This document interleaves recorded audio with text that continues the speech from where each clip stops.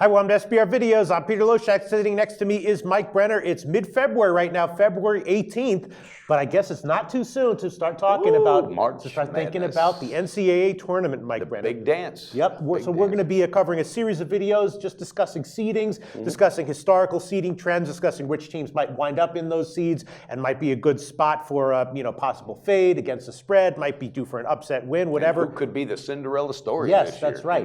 February 18th. Is this too soon to be talking about it? No, I don't think so. Not. I think it's in the minds of the coaches and the players as well. Absolutely. So. The topic of today's show, 16-1. Number 1 and number 16 matchups. Never been a number 16 seed that upset a number 1 seed, right? Straight up. Brenner? Never has been straight up. Now, against the spread, they're doing okay. They're 29-2 against the spread. But I guess it's possible that it could. I mean, look. You never know. We got a brother in the White House, Mike Brenner. We got a brother in the. Ain't that some shit? Ain't that some shit? Anything could happen. We got Donald Trump and Bernie Sanders. All kinds of stuff is changing. Maybe this will be a year when a number 16 seed gets an upset. It could be, Pete. I like that analogy. So I'm looking at the possible number 1 seeds this year. Barring something unforeseen, Villanova and Kansas probably going to be 2 seeds, two number 1 seeds, right? And rightfully so. They're both peaking right now too. Now, will either of those teams be one of the teams that's likely to cover or not? I have some numbers here. Villanova, they're going to be a big favorite in this one. Over their last 5 games, as a favorite of 15 points or more. 0-5 against the spread, Mike Brenner. Wow, I didn't know that. Yes. And I would have thought the other way around, actually. So. Well, their first 6 games of the year, they were 5-1 against spread, but that was kind of before the market caught up with them. Yeah.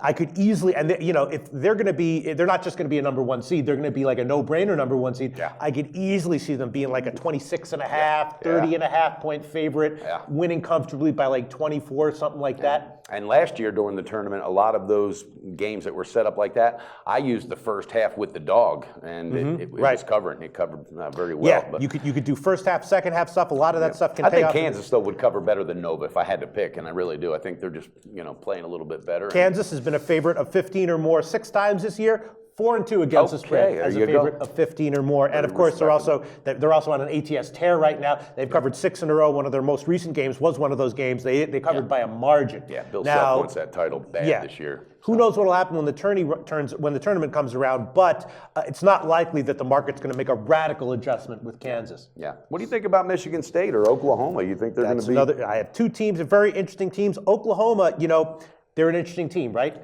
In general, I don't know if you catch my weekly top 25 videos. Yes, I do. But I said, Oklahoma is a team you want to be looked to fading. I suggested that you should fade them against Texas Tech in their last game. Texas Tech won outright. Yep, sure did. And you know what? I wouldn't think that because earlier in the year, they've got 4 starters, Pete, that have played together for 3 seasons. Right. And you would think that they would be covering a hell of a lot more than they. I think this team might be up for like a round 2 loss or something. I'll tell you what, though, Mike Brenner. Now, first of all, I wouldn't be surprised if they fade down to a number 2 or number 3 seed. They might not be a number 1 seed. But if they get to the number 1 seed, they might actually be one of these number 1 seeds with value. They've been a favorite of 15 or more 3 times this year, covered all 3 times. Whoa. And they seem to me like the kind of team that really is dominant against the mid-range teams and the lower-range teams. Yeah. But then when they step up in class, they fade. They're overvalued. Yeah. But I could easily see if Oklahoma's a number... If they get a number 1. Yes, I'll predict this right now. If Oklahoma gets a number 1 seed, I agree. They might be out in the second round, something like that. I think they cover their first round game. I like that. You heard it. Yep.